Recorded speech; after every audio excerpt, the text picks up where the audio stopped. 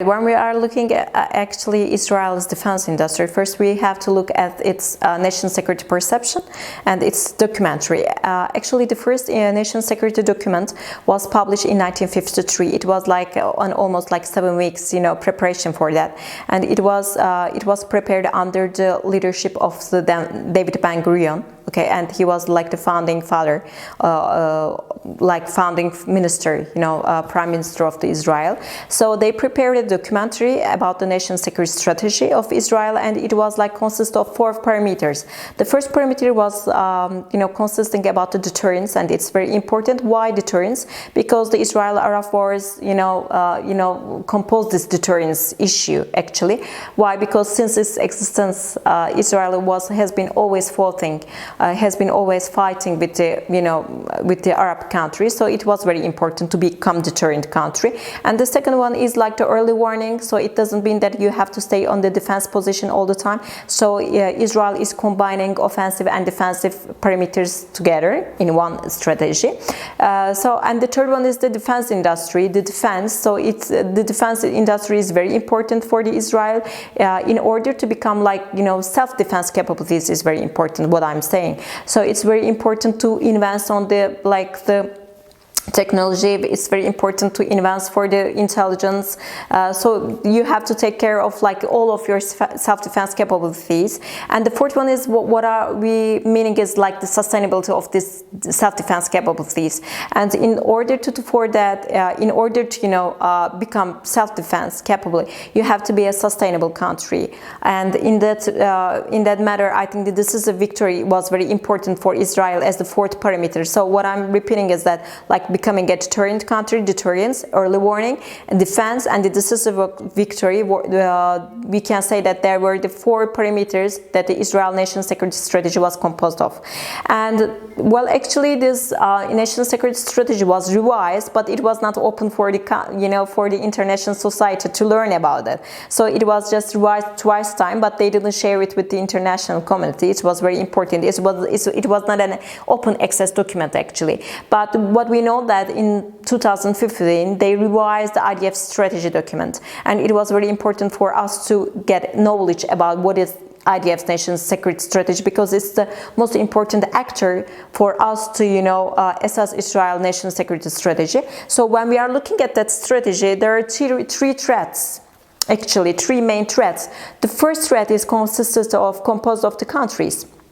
The states actually, and so the first subcomponent of the states is like the far countries, far states. What we mean, for instance, it's the Iran, and you know that Iran is very important because it's nuclear capable country. So this is very important. And the second one is the closer countries. What we mean, for instance, like Lebanon. It is very important. And the third one is like the countries that are much more, tend to be like the failed countries. Okay. Unsuccessful countries, or the countries that seem to be going to be divided to other like territorially divided countries. What we mean like the current Syria situation is another threat. So Iran, Lebanon, and Syria are the main threats as the states. And the second component, the second subcomponent, division of this threat perception consists of the sub-state countries. What we mean like their terrorist groups, like that they are named like Hezbollah and Hamas. And the third category is composed of the countries, composed of the groups that are not directly correlated with a state directly or with a territory, like what we mean Islamic Jihad and the ISIS. We can name those groups as like the groups that are not directly related with a state. And another parameter that we can talk about Israel's national security strategy or the defense expenditure, defense mentality, is very important that we should look at is the global firepower. We can look what is the Israel is listed as the 17th country in 2018, like the global military power index. Okay, and in 2019 it was just like dropped one, it lost one row and became the 18th country So global firepower index is very important for us because they are listing the countries according to their land power, according to their sea power, air power, petrol reserves, the energy, logistics, and the personnel. So they are very important for us in order to compare the Israel's military power with the other countries. For instance, when we compare the Israel according to the 2019, Iran was listed as the 14th military power, 14th military world power. So when we compare with Israel, it is like just 4 steps, 4 rows back when we compare the Iran. And another thing that we have to look at Israel's defense expenditure and military expenditure. This is also very important.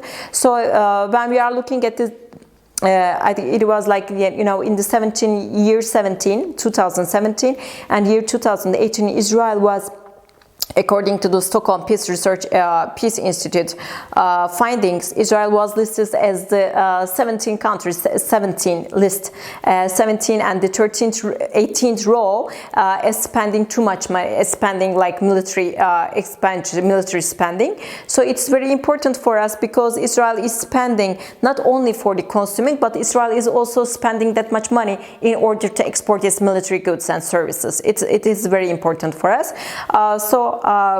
And another thing that when we are looking at this, defense expenditure according to the GDP, so Israel was spending like 4.2% according to its GDP, and it's very important. Why? Because when we are looking at the NATO, in 2014, in the Wales summit, the NATO countries promised, pledged to spend at least 2% of their GDP to the defense, and the 20% of this 2 GDP to the like high technology.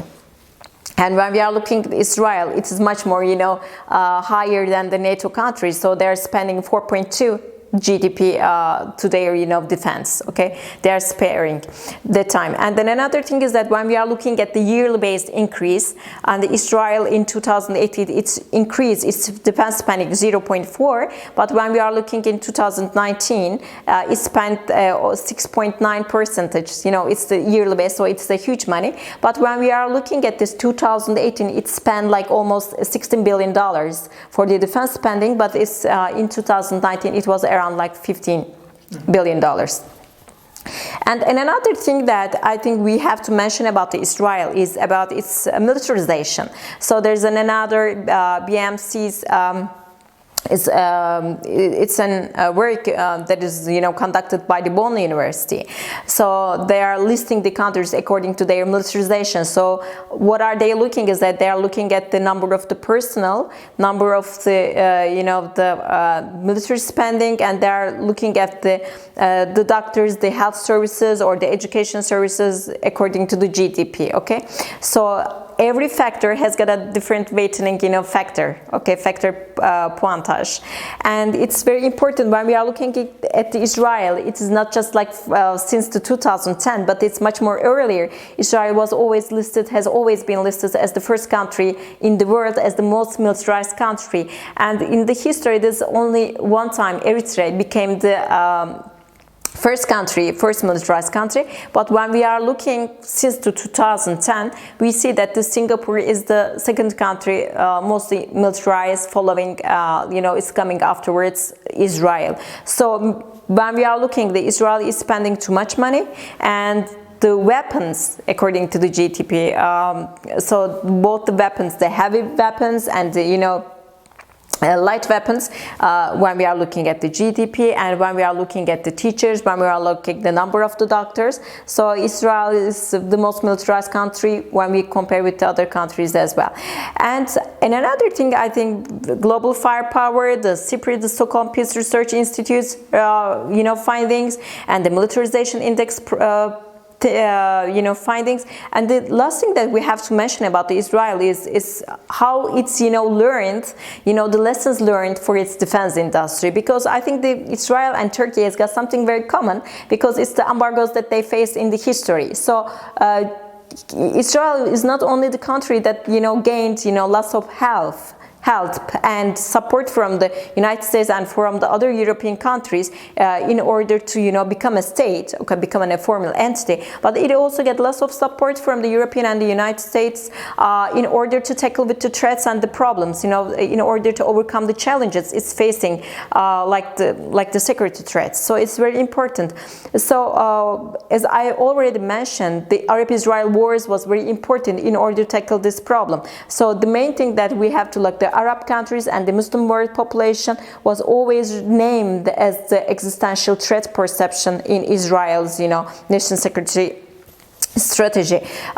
So in order to tackle with these problems, as I told you, so intelligence and defense capabilities was always very important. So Israel got lots of support, the foreign support from the United States and the European countries since its existence, since its establishment. And in this regard, United States, England, France, and Germany was very important. But however, something happened because Israel got dependent on the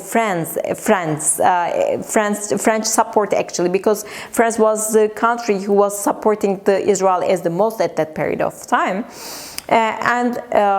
So what happened in 1973 when there was the 6 Days Wars between Israel and the Arab War, and France, because there has been so many criticisms because of this support, the European support, the military support, military goods and services support to Israel, this support was coming from the Arab Union.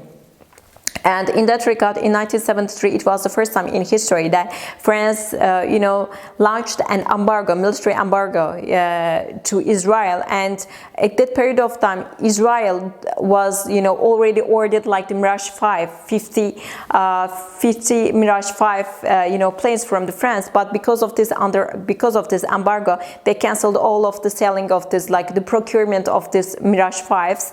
And so what happened to Israel? Israel started to produce its own, war fighters. And it was very important. It was one of the lessons learned. And when we are looking at the history of this defense industry for Israel, I think 1970s was a turning point. After 1970s, Israel started heavily investing on its military sector and defense industry. But what is the dilemma is that at that period of time until the 1970s, okay, Israel was very dependent on the foreign procurement. But afterwards, Israel got, now when we are looking at the defense industry, Israel got very dependent on its, consumers, because it's selling its, military goods, defense, services to a lot of countries. And unfortunately, the money that is coming, it's also working. The defense projects are, running with the money that they are, gaining from its consumers. So if Israel lost its consumers, so how are you going to run these defense projects anymore? So this is another dilemma. So the challenge is that the dilemma, so at the beginning, you were dependent on the European countries, on the defense, defense services and the goods, military services and the goods. But on the other side, now you are becoming dependent on the consumers, because with the money that you are getting from your consumers, you are spending and you are running more for your defense project. So this is another dilemma. If you are going to lose your consumers, then how are you going to run these defense projects anymore? Because they require lots of $1 billion projects. But when we are looking at Israel, we see that some companies were on the front. One of them was the IAI, so it was the aerospace company. It's the air and aerospace company. It was very important. And the other one was the Alta, and the other one is the Rafael. So you see that Israel, invested lots of to its airspace, air power and become a space technology. Also, Israel is, in another front country with its software, engineering and other parts. So lots of Israel products are sold and used by lots of consumers in the world today.